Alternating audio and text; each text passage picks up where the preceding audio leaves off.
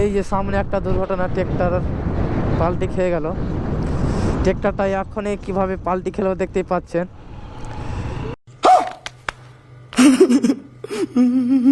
A few moments later.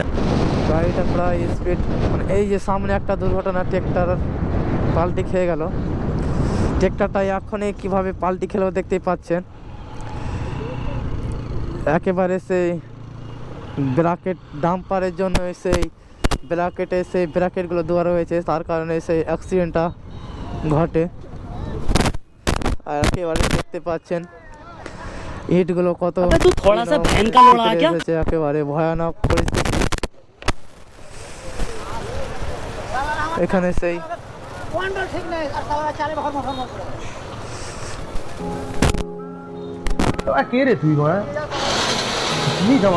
সেইখানে মানুষজন ছিল না, অল্পের জন্য অনেক বড় দুর্ঘটনা হতো। দেখতে পাচ্ছেন অত সেই অটোটা সেখানে দাঁড়িয়ে ছিল, সেখানে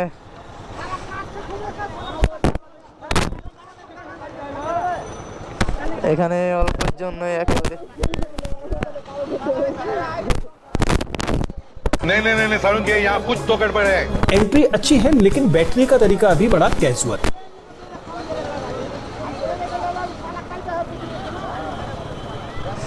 এখানে পুলিশ দাদারা এসেছে, তার সাথে ড্রাইভারের দাদার সাথে কথা বলছে, সেটা দেখা যাক কি হয়। অনেক লোক জমায়েত হয়ে গেছে, আরো অনেকজন আসতেছে।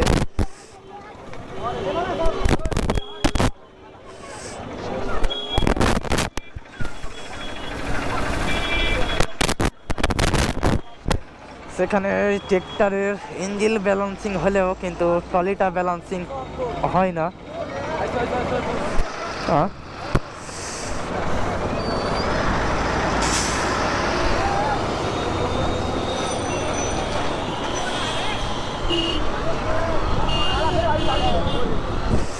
ট্রলিটা ব্যালেন্সিং হয় না। তার পেছনে কিন্তু একটা বাইক আরোহী ছিলেন, উনি কিন্তু অল্পর জন্য বেঁচে গিয়েছেন, কেন তার গাড়ি যদি অনেকটা রেসে থাকতো তাহলে বিশাল বড় দুর্ঘটনা হতো।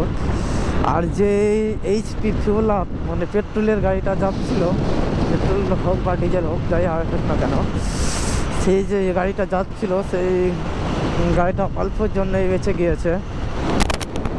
এটাও একটা অ্যাক্সিডেন্ট হয়ে গেছে। এই অ্যাক্সিডেন্টের গাড়ি ফের আবার সেটাই আজকে আল্লাহ যা করে ভালোর জন্যই করে, সেটা খারাপের জন্য করে না। কিছু সময় ক্ষেত্রে খারাপ লাগলেও সেটা অনেক ভালোর জন্যই করে। সে অল্পের জন্য একেবারে সেই অ্যাক্সিডেন্ট, আমরা তিনটা অ্যাক্সিডেন্ট দেখছি ভাই আজকে। কি বলবো, রাস্তায় চলতে গেলে ভাই কত রকম প্রবলেম করতে হয়, আবার বলা মুশকিল। এইখানে যদি ব্র্যাকেট না থাকতো তাহলে সিধাভাবে সে গাড়িটা বেরিয়ে যেতে পারতো।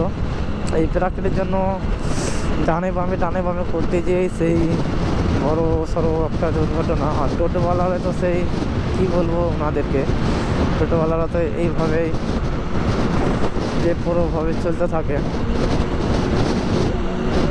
ওদেরকে বলার বা বোঝার আমাদের অতটা আমাদের কাছে মনে হচ্ছে জ্ঞানী হয়নি, বা ওনাদেরকে বোঝাতে গেলে আমাদেরকে আবার ফের মানে ধর্ম নিয়ে আসতে হবে, এর একটা অবস্থা।